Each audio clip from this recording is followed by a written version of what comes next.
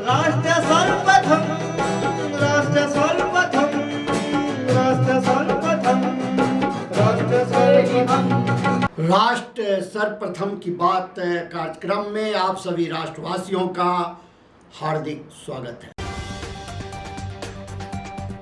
प्रवर्तन निदेशालय और केंद्रीय जांच ब्यूरो ने सोमवार को सुप्रीम कोर्ट को बताया कि वे दिल्ली शराब नीति मामले में चल रही जांच में आम आदमी पार्टी को आरोपी बनाने पर विचार कर रहे हैं। सेना द्वारा सरकारी योजनाओं की प्रचार प्रसार की खबरों के बीच कांग्रेस नेता जयराम रमेश ने मोदी सरकार पर जमकर हमला बोला। उन्होंने कहा कि सेना का राजनीतिकरण करने का प्रयास हो रहा है, जो बेहद खतरनाक कदम है। भारत की सेना पूरे देश की सेना है।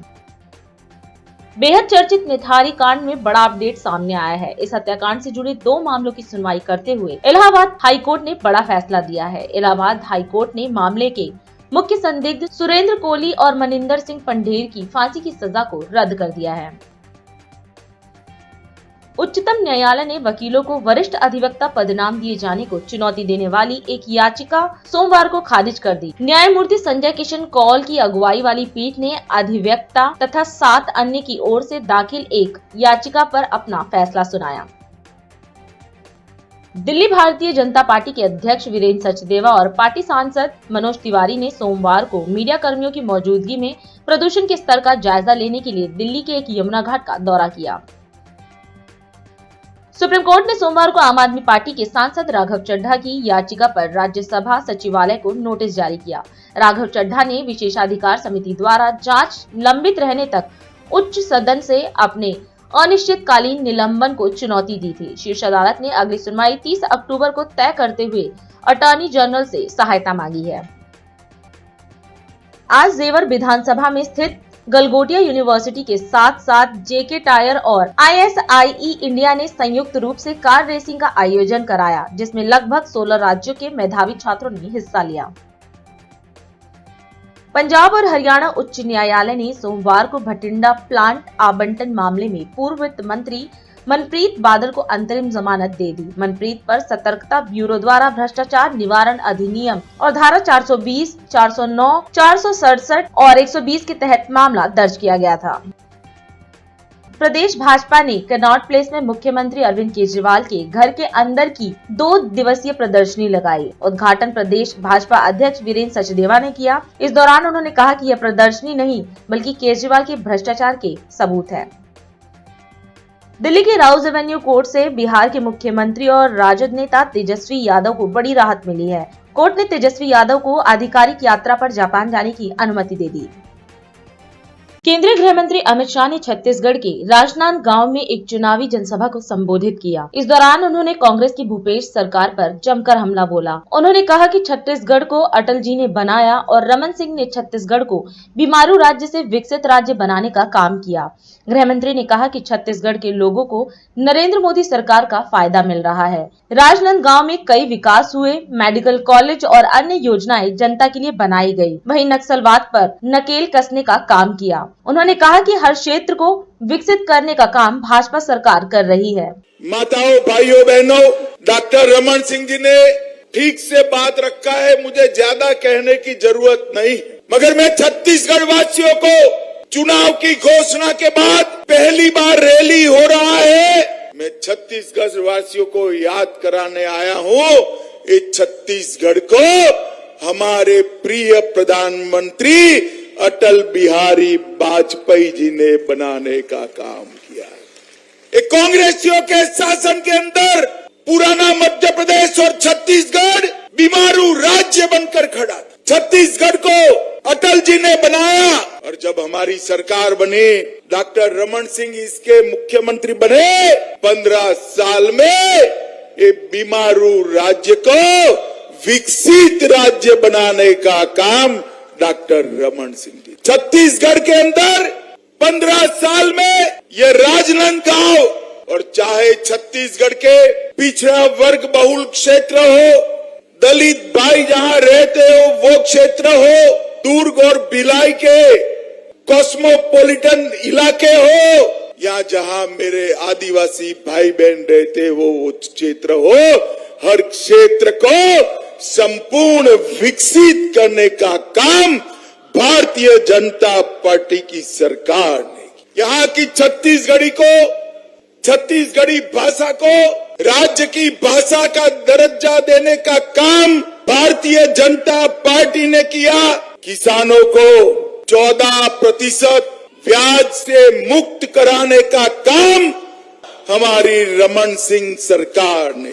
मित्रों, सबसे पीडीएस की व्यवस्था सबसे अच्छी देश भर में कहीं पर लागू हुई तो मेरे और आपके इस छत्तीसगढ़ में हुई और रमन सिंह को चावल वाला बाबा कहकर पुकारा गया।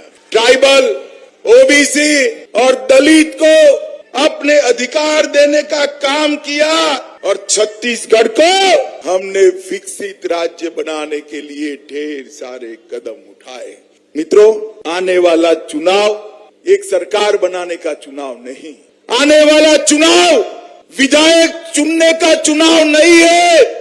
आने वाला चुनाव मोदी जी के नेतृत्व में स्वर्णिम भविष्य वाले छत्तीसगढ़ बनाने का चुनाव है। हर छत्तीसगढ़िया ने एक एक वोट मोदी जी के नेतृत्व में स्वर्णिम छत्तीसगढ़ बनाने के लिए देना है। छत्तीसगढ़ हमारे 15 साल के शासन में खाद्य और पोषण सुरक्षा देने वाला भारत का सबसे पहला राज्य बना।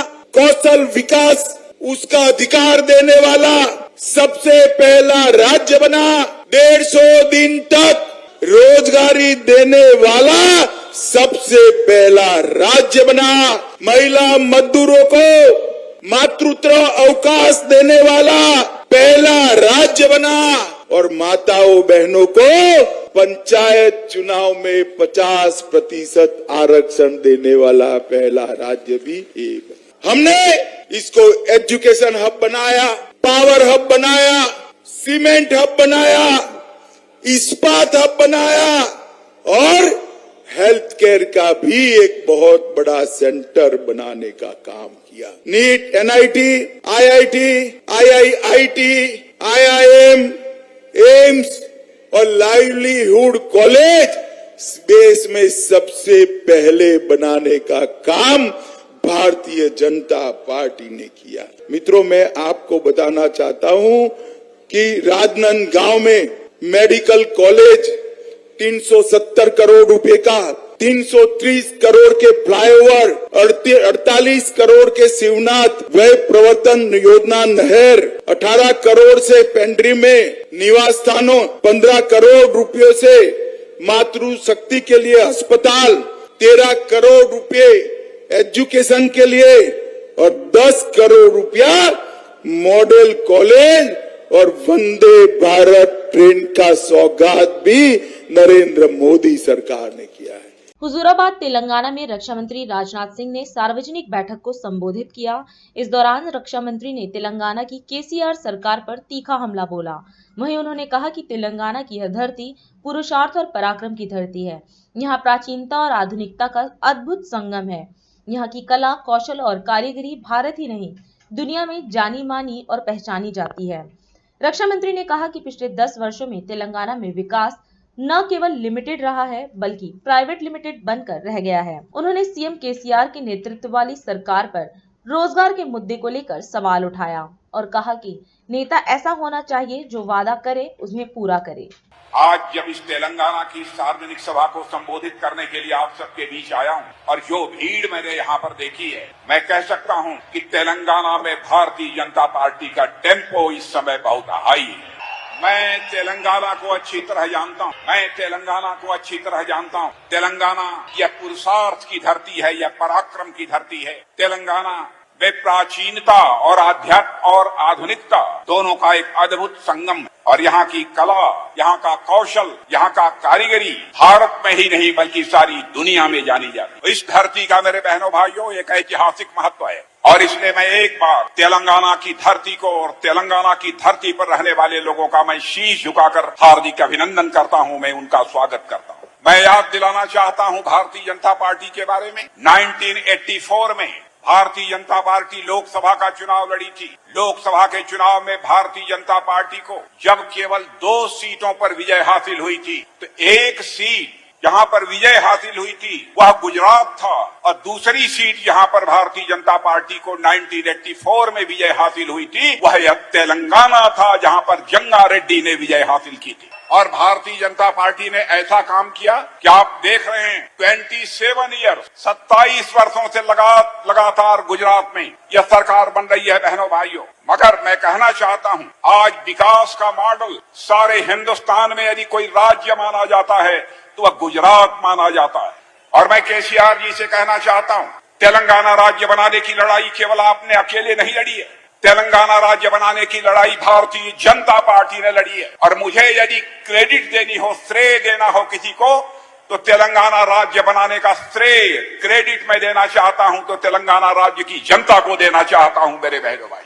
और मैं याद दिलाना चाहता हूं, हम लोगों ने भी आदरणीय अटल बिहारी वाजपेयी भारत के प्रधानमंत्री थे, उनके रहते हुए 3 स्टेट्स बनाए थे, उत्तराखंड, झारखंड और छत्तीसगढ़। कोई जाकर देख सकता है उत्तराखंड, झारखंड, छत्तीसगढ़ में आज कोई परेशानी नहीं है, बल्कि इन तीनों राज्यों का तेजी के साथ विकास हो रहा है। मेरे बहनों भाइयों, 10 वर्षों में तेलंगाना का विकास न केवल लिमिटेड रहा है बल्कि प्राइवेट लिमिटेड बनकर रह गया है। केसीआर जी, आपसे पूछना चाहता हूं, क्या हुआ आपके वादों का, क्या हुआ आपके प्रॉमिसेस का? आपने प्रॉमिस किया था आऊंगा तो हर नौजवान को मैं एम्प्लॉयमेंट दूंगा, रोजगार दूंगा। मैं आप जवानों से पूछना चाहता हूं, आपको एम्प्लॉयमेंट मिल गया है कि नहीं मिल गया है? हाथ उठाकर बतलाओ, मिला है कि नहीं मिला है? मैं पूछना चाहता हूं, यहां पर वैकेंसीज हैं, स्थान खाली हैं, वहां पर नौकरी दी जानी चाहिए, एम्प्लॉयमेंट जवानों को दिया जाना चाहिए, क्यों नहीं दिया गया? बहनों भाइयों, नेता ऐसा होना चाहिए जो वह कहे वह करे, उसके वर्ड्स और डीड्स में अंतर नहीं होना चाहिए। नेताओं के वर्ड्स और डीड्स में अंतर होने के कारण ही भारत की राजनीति में राजनीति और नेताओं के प्रति एक क्राइसिस ऑफ क्रेडिबिलिटी, एक विश्वसनीयता का संकट पैदा हुआ है। और इस विश्वसनीयता के संकट को, इस क्राइसिस ऑफ क्रेडिबिलिटी को भारत की राजनीति में किसी राजनीतिक पार्टी ने स्वीकार किया है तो हमारे प्रधानमंत्री नरेंद्र मोदी के नेतृत्व में भारतीय जनता पार्टी ने स्वीकार किया है। जो हम कहते हैं वह हम करते हैं। हमने कहा था हमारी गवर्नमेंट बनेगी सेंटर में, हम कश्मीर की आर्टिकल 370 को समाप्त करेंगे और जम्मू कश्मीर का भी वही स्टेटस होगा जो हिंदुस्तान के अन्य राज्यों का होगा, वह भी हमने पूरा करके दिखा दिया। बहनों भाइयों, हम अपने प्रधानमंत्री मोदी जी के नेतृत्व में भू स्वामित्व योजना के अंतर्गत हम कर रहे हैं बहनों भाइयों, और सारे जितनी भी जमीन है उसकी डिजिटल मैपिंग करा रहे हैं। पूरे देश में कहीं का भी आप लैंड रिकॉर्ड देखना चाहते हैं तो एक क्लिक पर आपको मिल जाएगा। हम एक ऐसी व्यवस्था कर रहे हैं, मार्च तक हमारा यह काम सारे देश भर में लैंड के डिजिटल मैपिंग का यह पूरा हो जाएगा। यह करने से लाभ यह होगा कि कहीं पर कोई लैंड डिस्प्यूट होगा, जमीन को लेकर झगड़ा होगा, वह समाप्त हो जाएगा मेरे बहनों भाइयों। इतना ही नहीं, आप अपनी लैंड पर यदि कोई पैसा लेना चाहते हैं किसी बैंक से तो आप सीधे बैंक में जाकर उस पर जो है लोन भी ले सकते हैं, पैसा भी ले सकते हैं। प्रधानमंत्री आवास योजना के अंतर्गत लोगों को मकान, लोगों को छत, पक्का मकान, पक्का घर देने का काम सारे हिंदुस्तान में 4 करोड़ से अधिक लोगों को दिया हमारे प्रधानमंत्री ने, लेकिन उसको भी यहाँ पर लागू नहीं किया गया। तेलंगाना, मैं कहना चाहता हूं मेरे बहनों भाइयों, हमारा तेलंगाना का जहां तक प्रश्न है हमारे प्रधानमंत्री के दिल के करीब है, दिल के करीब था, दिल के करीब है और दिल के करीब रहेगा।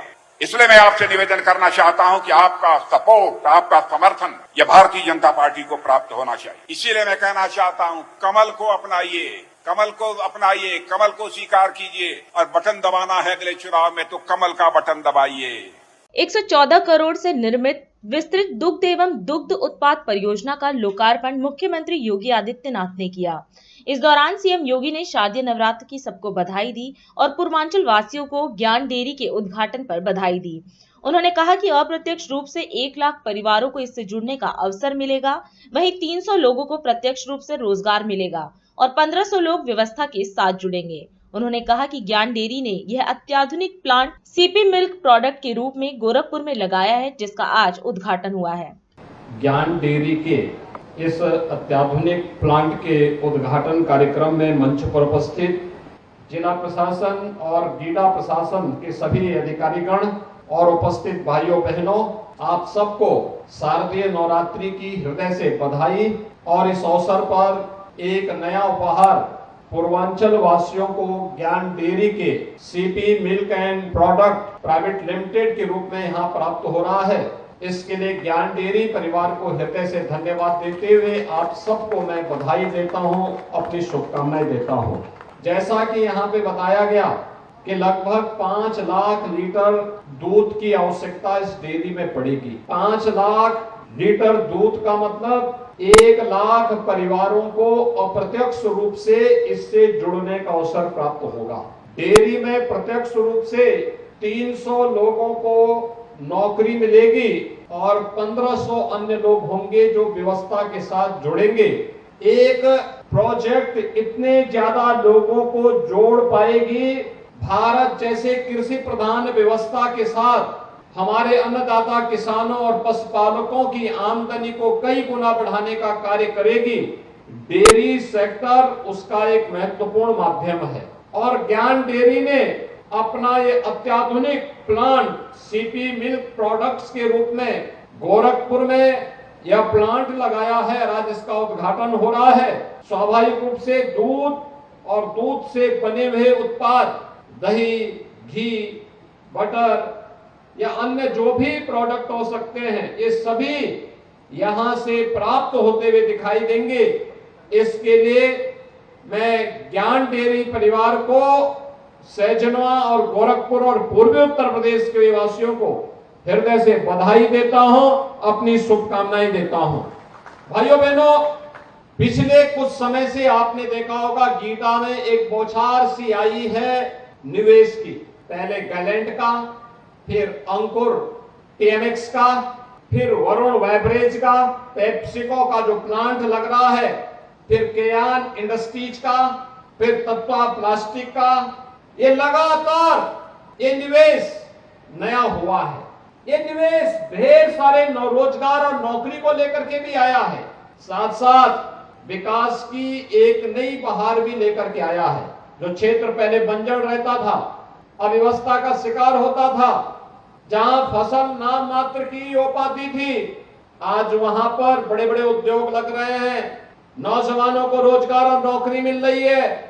महिलाओं को आर्थिक स्वावलंबन के साथ जुड़ने का अवसर प्राप्त हो रहा है और साथ साथ विकास की प्रक्रिया के साथ जुड़ करके हम उत्तर प्रदेश के विकास को देश के अग्रणी राज्यों की श्रेणी में लाने के लिए प्रतिबद्ध दिखाई देते हैं। यह उद्योग उसका एक प्रतीक के रूप में हम सबके सामने है। भाइयों बहनों, आज से 6 वर्ष पहले तक उत्तर प्रदेश में इस प्रकार के हालात नहीं थे, लेकिन आज पिछले 6 वर्ष के अंदर बेहतर कानून व्यवस्था की स्थिति ने व्यवसाय की सुगमता के लिए, ईज ऑफ डूइंग बिजनेस के लिए जो रिफॉर्म चाहिए थे, उन सबको करने के उपरांत आज जब सरकार ने निवेश का सरलीकरण करने का प्रयास किया, युवाओं को पीएम स्किल डेवलपमेंट मिशन के साथ जुड़ करके उनको विकास के साथ, टेक्नोलॉजी के साथ जोड़ने का कार्य किया, आज उसके बेहतर परिणाम हम सबके सामने आ रहे हैं।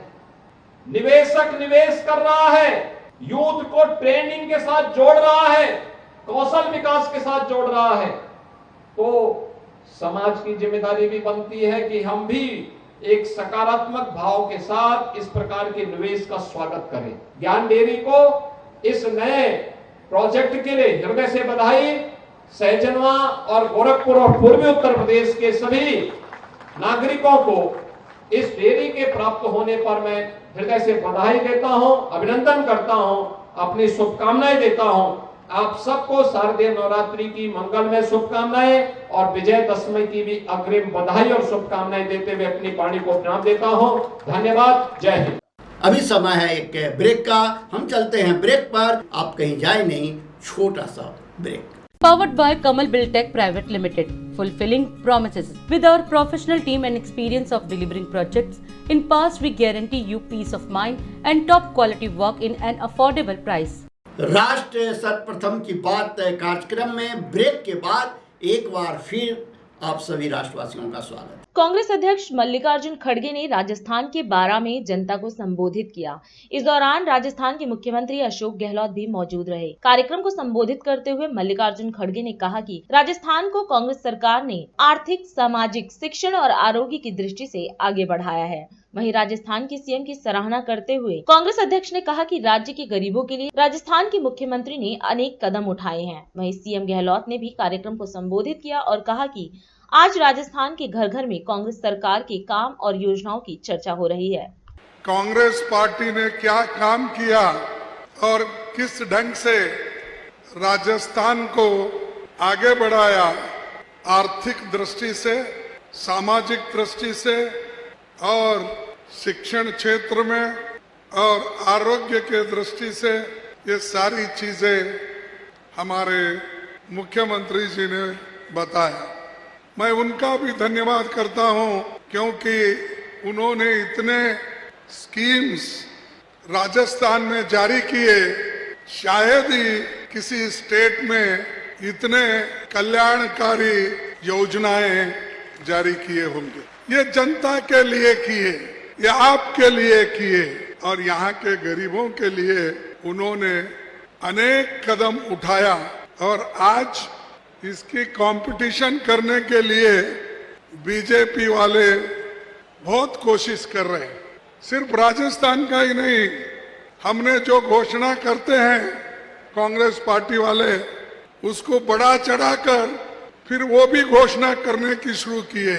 हम कर्नाटक में गारंटी स्कीम लागू की, बहुत से लोग पैसे की कमी के वजह से हॉस्पिटल नहीं जा सकते, लेकिन उनकी दुर्दशा देखकर गहलोत जी ने उसका इंतजाम किया और इलाज के लिए 25 लाख रुपए का लिमिट रखकर उन्हें काम करके दिखाया। ये है काम, ये स्लोगन नहीं, आए बोले चले गए नहीं, ये करके दिखाए। आपको उसका फायदा मिला, देहात के मेरे माँ बहनों को फायदा मिला, नौजवानों को फायदा मिला। 25 लाख तक किसी ने किया है?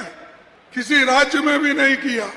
तो ये काम वही आदमी कर सकता है जिसको गरीबों के बारे में हमदर्दी होती है, जो गरीबों के बारे में उनके तकलीफों को जानता है, वही आदमी ऐसे काम करता है, वही पार्टी करती है। कांग्रेस पार्टी के जो भी काम है वो गरीबों के हित में है। दूसरी चीज मैं सुनता हूँ, भाई यहाँ पर नहर परियोजना, एक इरिगेशन प्रोजेक्ट है जिसको मोदी जी ने 2 बार वायदा किया था, ऐसा सुना मैं। आज तक उसका पता नहीं, लेकिन हमारे कांग्रेस की सरकार इसको कम से कम 25,000 करोड़ तक अपने पैसों से खर्च करके उसको आगे बढ़ा रही। राजस्थान की हालत आपको मालूम है, पानी के लिए लोग तड़पते रहते हैं, दूर दूर से लाते हैं। ऐसी योजनाओं को भी केंद्र सरकार मदद नहीं करती। और यहाँ सेंट्रल के 4 मिनिस्टर है, कितने मुझे मालूम नहीं, सेंट्रल मिनिस्टर्स यहाँ है और 25 लोग एमपीज है। इसके बावजूद भी केंद्र सरकार से राजस्थान को क्यों नहीं पैसा ज्यादा मिलता नहीं। जिस प्रकार राहुल गांधी जी आए थे भारत जोड़ो यात्रा में, आप लोगों के आशीर्वाद से, सहयोग से जो जन सैलाब और बढ़ा था, आपने देखा होगा। 4 मुद्दे थे, महंगाई का था, बेरोजगारी का था, प्यार मोहब्बत का था और गरीब अमीर की भी खाई नहीं बढ़े उसका था। यही भावना खड़गे साहब की, यही भावना हम सब की है। खड़गे साहब के अध्यक्ष बनने के बाद में हिमाचल जीते हम लोग, कर्नाटक जीते, अब 5 राज्यों में चुनाव है।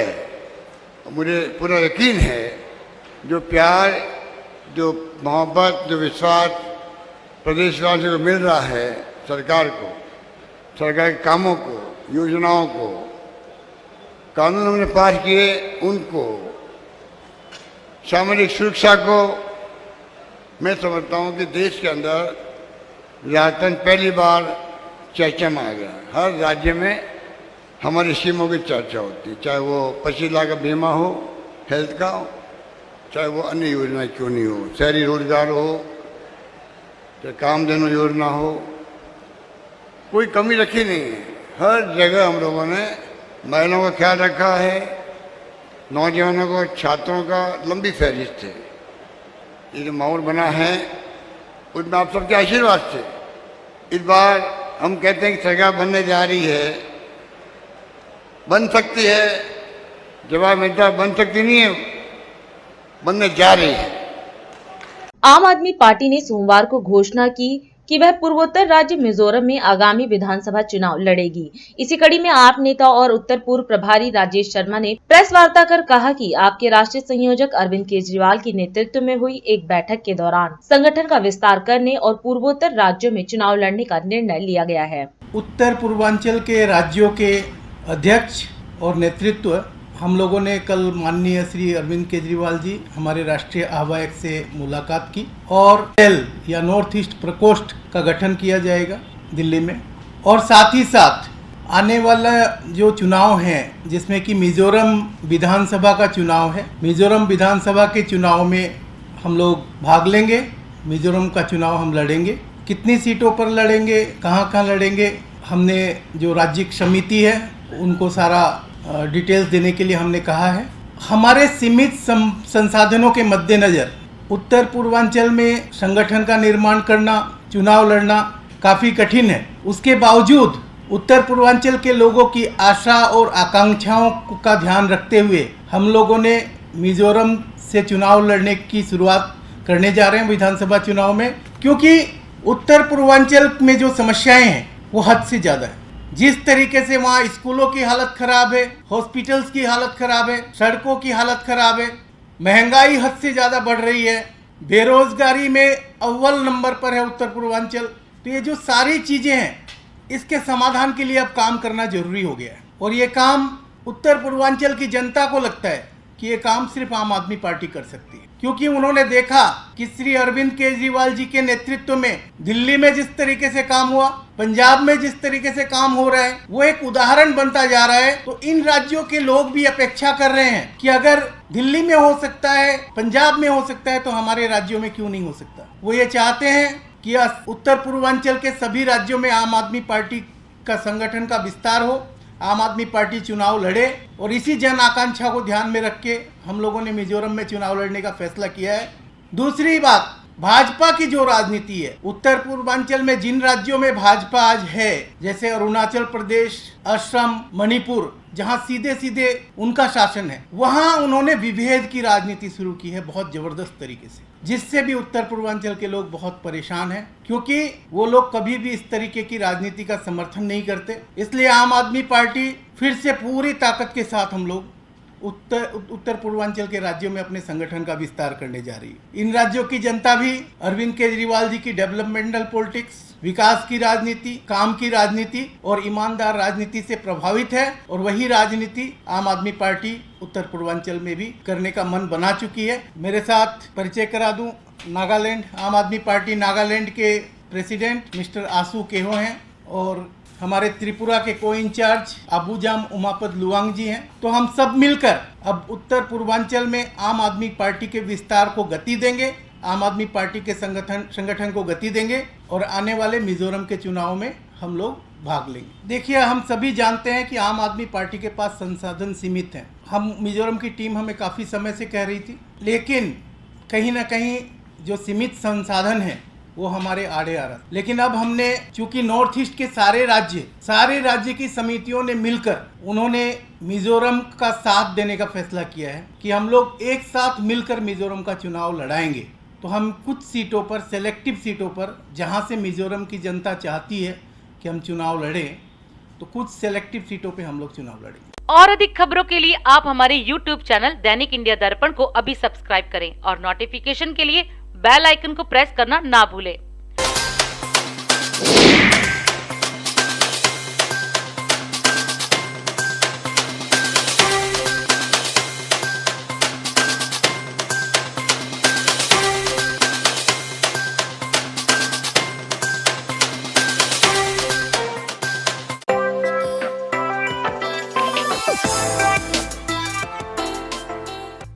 आज हम इस कार्यक्रम में आपसे विदा लेते हैं। आप अन्य खबरों के लिए बने रहे।